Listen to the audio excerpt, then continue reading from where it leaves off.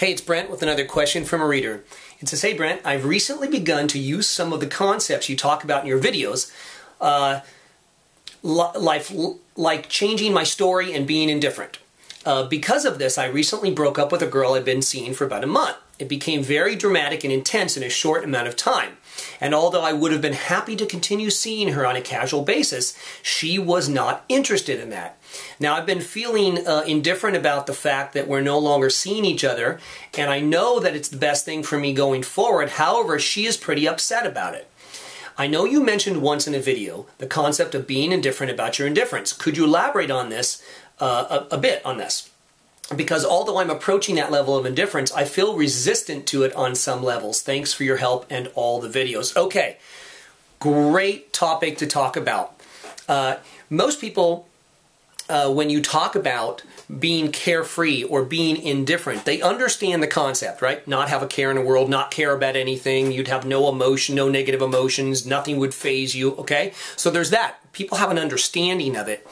But there's what you think about being indifferent, right? What would it mean if you were indifferent? So that's what I'm talking about, being different, not caring that you don't care. That's the next level of indifference. So there's not caring, and then there's really not caring that you don't care. And in fact, that's one of the things that stops a lot of people from being carefree is what being carefree would mean about them or in general, right? So you may have been told being carefree is bad. It's negative. It's sociopathic. You know, I mean, people who don't care, they're not compassionate. That can't be good. That's bad, right? We've been told all these bad things about it. So you have this block that's like, okay, I know how to give that up. I know what giving that up means, giving up that attachment, but boy, if I gave that up, then that would mean that I wouldn't care, and then what would that mean? Right? So that's what hangs up a lot of people. But here's the thing. If you truly were carefree, you wouldn't care that you didn't care. And so you would never even have this thought, you would never have this thought, right? So the fact that you're having this thought is also created by social programming, right? To keep you caring. Got to keep you attached to everything in life, right? Because that's how they keep you in line. Keep you attached to everything, keep you caring, keep you emotional about it, tell you that it's out of your control and it's automatic and you can't help it and that's just the way humans are and all that bull. Okay, it's all bull. It's all an illusion. It's all man-made. So, you have to be willing to be carefree, give up your attachment, and then you have to be okay. You have to be unattached to being unattached. Right? So that's what I mean by that. So you have to not care that you don't care. Right? So in other words, you know, it's like you tell people you don't care. And then someone says, well, how is that possible that you don't care? You have to not care that they said that. You have to not care. And in that, I hope I'm not confusing you. I don't want to have you think that there's some kind of other battle you're going to have to fight.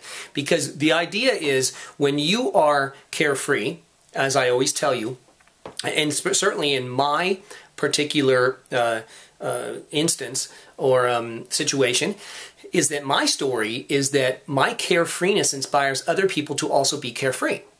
They don't, you know, it's a rare occurrence when someone says, well, you don't care and that's bad. That just doesn't happen to me. Okay, so it's very rare that that would ever happen to me. So it's more like people see, they're around my carefreeness and they realize that I don't care that I don't care and I'm okay with not caring. And so they go, whoa, so it's possible to be carefree and be carefree about being carefree. Wow, okay, then I'm going to try it too. See how that works?